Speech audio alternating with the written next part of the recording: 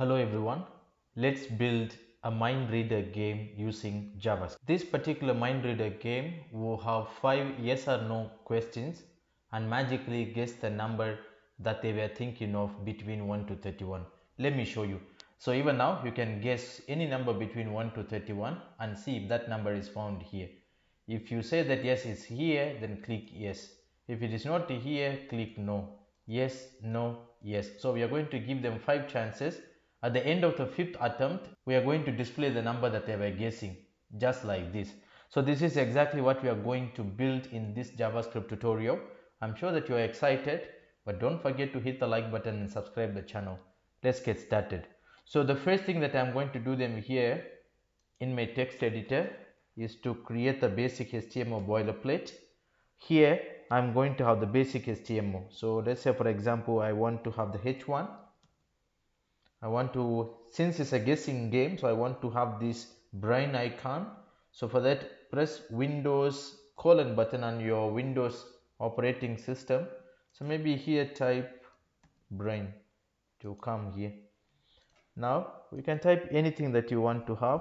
So I'm going to say something like this. And then I also want to have a paragraph. Now the next thing is, if I go back, there is this div where we are displaying some random numbers between 1 to 31. For the same, I'm going to create a div. And then the next step is to have these two buttons beneath this div. So for the same, I want to create another div. Inside, I'm going to have two buttons. One has a label as yes, other one has a label as no. And then at the end of the 5th attempt, we have to display this message to the user.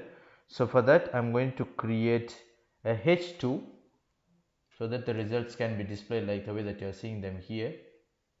Let me give an ID, something like this. This is my basic HTML. Let's open this one with the browser. This is what we are going to see.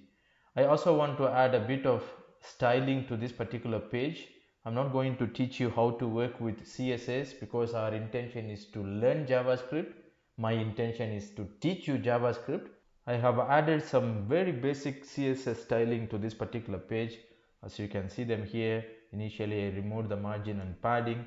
For the body section, these are the styling that I have. For the H1, this is what I have. For the paragraph, this is what I have. For the card that I created, especially for that particular div with an ID card, this is what I am going to have. And when I hover on that card, so basically when I go here, this is a card, when I hover on this one, there is a nice movement here, right? So for that, I have added this particular part, this transform property, and then we also have those two buttons, one for yes, other one for no. For that, this is a styling that I have. When I hover on the button, there is a bit of styling, and then when you want to display the results, there is this styling that I want to use. This is a basic CSS. I hope you can able to do this one on your own. So let's go back to our original design. Let's just refresh, and this is what you are going to see. After refreshing the page, this is what you are going to see. Now it's time for us to work with JavaScript. So for that, let's go to the HTML. I want to create a script tag. Inside the script tag, remember, we want to give 5 attempts to the user. For the same, what I'm going to do, I'm going to create that 5 set by using the variable const. I'm going to call this one as a sets. Initially, I'm going to set this one to an empty array. Okay, so we start with an empty array called set. This will eventually hold 5 different lists of numbers. Each list will be shown to the user one by one and they will answer it. If your number is in this list, then if it is there, then they will click yes or no based on that question. Now the next thing is to build these 5 sets of number using nested for loop. So for that, I'm going to have this for loop. So now let me explain you what we have here. We have this particular for loop here. Basically, we are going to create 5 sets of questions. Each set is linked to a specific position in a binary number. Let's say for example, ones, twos, fourth place, and etc. So this line of let set is equals to empty array. This is basically used to create a temporary array to hold numbers for this particular set. And then this other for loop that we have is basically it checks every number from 1 to 31 to see if it is belongs to the current set. And this particular if condition that we have them here, this is basically the part of the magic behind the mind reading. It checks whether the ith bit of number j is turned on. If it is, that means the number should be in this particular set. Let's say for example in set 0, when I value is 0, it includes all the odd numbers. Bit 0 is 1, something like that. And then in set 1, I is equals to 0, which means it includes numbers like 2, 3, 6, 7, etc. and so on. So this particular step that you see them here, set dot push j, is basically check whether it is true. If it is true, we add that number to the current set. So this line here is basically after building one set, we store it in the sets array. That's what it means. So basically at this point in time, what we have is sets is an array. We are going to have set of elements which are set 0, set 1, set 2, set 3 and set 4. Each set is ready to be shown to the user in that block, in this particular box. That's what it means. Okay. Now the next thing is to prepare to store the user answer. When the user clicks yes, we need to store the answer. When they click no, we need to store the answer. Isn't it so? For that, what we are going to do, I'm going to create another variable. Maybe after this, let me create another variable to store the answer. So I'm going to call this variable as answers. Initially, I'm going to set it to an empty array. I also want to create another variable. For the current set, I am going to set it to 0.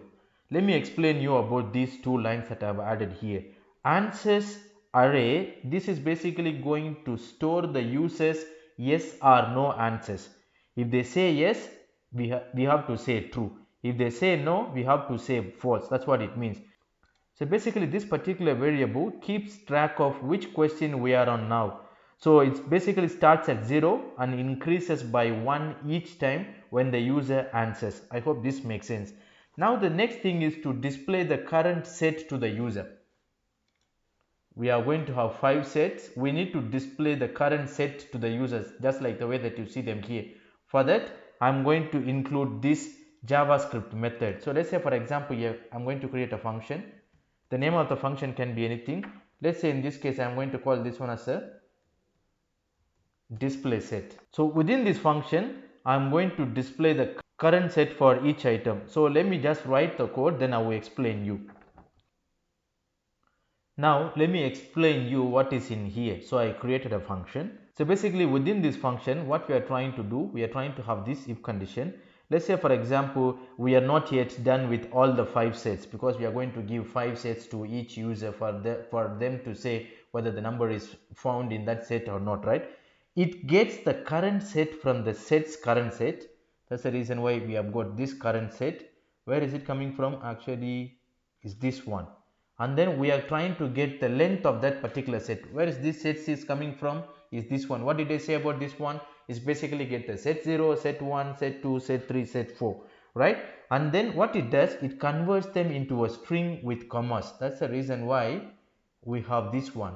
It converts them into a strings with commas, and then we are trying to display the same details inside the card that we created. I hope you remember this is an ID for this particular div that we created because we want to display those numbers in there. I hope this makes sense. Now what is next? We need to handle when all the 5 questions are done, isn't it so? For that I am going to have this else statement. So this else statement is the one which is going to handle when all 5 questions are done. So for that, within this else statement I am going to write the logic. So what it does here is simply, let's say for example we have already asked 5 questions and got 5 answers from the user. It's time to calculate the user's number. We are going to give them the number that they were guessing. So for that we are using the variable name called guess. Initially we are assigning it to a 0 so that it won't hold any garbage value, and then in the next step we have got basically answers.length will give you the length of the answer. So here we have got this particular if condition where we say answers I guess plus equals to 2 times I. So which simply means if the user said yes, let's say for example we are giving them 5 options, isn't it so? So let's say for example if the user said yes, then we add 2 to the power 0. When they say yes, we say 2 to the power 0. When they say again yes, 2 to the power 1. When they again say yes, we say 2 to the power 2, 2 to the power 3, 2 to the power 4, something like that. Then if they say no, we just count it as 0. So we just get 2 to the power of 1, 2, 3, 4 only when they press yes. So this is basically going to work is because each set corresponds to a place in a binary number system. That's how come this is going to work. I hope this makes sense. Right now the next thing is, let's say for example we have given the 5 chances to the user. After that, I'm sure that if you could notice, let's go back, 1 2 3 4 5, that particular div has disappeared, isn't it so? We need to make sure that that particular step has disappeared, and then instead of that particular div we are going to display this message together with this message. For that, what do we have to do? We have to make sure that that particular div is hidden. For that, we are going to add this particular line of code here. What is the name of that div? I think we have an ID name called card, right? So we are going to say document.getElement by ID card. Then we are just going to say style.display is equals to none. That is document.getElement by ID style.display is none. Basically, we are making sure that that div is no longer displaying on the screen, because at that point in time user has already used all his 5 chances. That's what it means. Now what is next? We need to display this result, isn't it so? Your number is, and then the number that the user has guessed, we are going to display this. So for us to display this message, where do we want to display this message? For the same, I'm sure that you still remember we have got this H2. So now we are going to target this one, and because this is where we are going to put the result. So for that, what I'm going to do, I'm picking that H2. Text content, I want to put the content, this is simply a smiley, and then your number is, I'm using the backtick. Remember, what is this guess here is simply this particular variable that we created. So at this point in time we could have already guessed the answer for that one. I hope this makes sense. I think we are almost done. So what is next? So basically the last step of this particular project now is to, when the user clicks yes or no, how is it going to work? So for that, basically we are going to create another function. Let's say for example, I'm going to create this other function to handle the answer, is because this one is basically based on yes or no type, right? So I'm creating this function handle answer. I have this function name called handle answer. Now I need to create this function, isn't it so that this particular function can be executed. So I'm going to invoke this function, or I'm going to call this function from the buttons that I created up there. Remember, I have got 2 of these buttons. So let me create this function just within these buttons using an event name called onClick for both of these, and then here I'm going to pass the value. When the user enters yes, I'm going to pass this one as a true. When the user enters no, I'm going to pass this one as a false. Now this true and false are the value to this particular function. It stores the user response either true or false into this answers array. After storing that one into an answers array, it moves to the next set by increasing the current set. From there, we are going to call this display set again to show the next set, which is the final result. I hope this makes sense. Now what is next? Since this is a function here, we have to call this function. How are we going to call this function? Just the normal way. We just call them here. I think we are done. So this particular for loop here checks every number from 1 to 31 to see if it belongs to the current set. And this if condition here, this is basically part of the magic behind the mind reading, because it checks whether the ith bit of number j is turned on. If it is turned on, that means the number should be in the set. That's what it means. And then if it is on the set, then what are we going to do? Then this particular line, if the check is true, we add that number to the current set. Otherwise, Here we are going to say after building one set, we stored it into the sets array, like set 0, set 1, set 2. Every set will be stored into this particular sets array. And then we also created these two empty set for the answers array, because at the moment we don't have an answer. Then we are setting the current state to 0, and then we have this particular function to display the set in that particular div with an ID card. So this current set would get the length of the set. In this case, the length of the set is 5. Is because we are going to give 5 chances. That's the reason why sets.length will return 5 as a value. So here we are going to display all those numbers from the current set. Then we are going to display them like a string. And then this else is an important part of this whole project. So here this particular else, if you have already asked 5 questions and got the 5 answers from the user, it's time to calculate the user's number. So we use a variable name called guess here to hold the final results. So here, especially this particular if condition that you see them here, let's say for example, if the user said yes, and then we add 2 to the power 0. Every time when the user said yes, we add 2 to the power 0. Let's say for example, from the set 1, if the user said yes, then it's 2 to the power 0. What is the 2 to the power 0? Is 1, right? Then in the second set, when the user said no, then we counted as 0.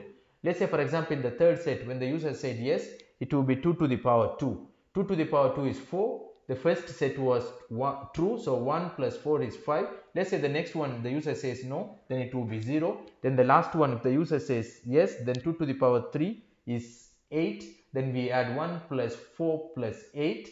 Then let's say the last one, the user said no, then it will be 0. So the number would be probably 13. That's how come we are going to calculate. Once we guessed it, we are making sure that those numbers are no longer displaying, and then we are displaying the number that we guessed. So now this is a function handle answer is going to work based on the button click.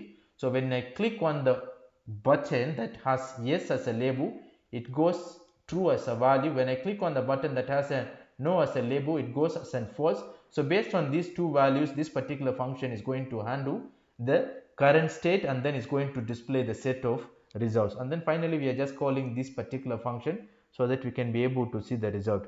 I hope everything is clear. Let's see whether our code is working or not by running the code. Wow, the numbers are not displaying here. What did we miss? Maybe we have missed something here.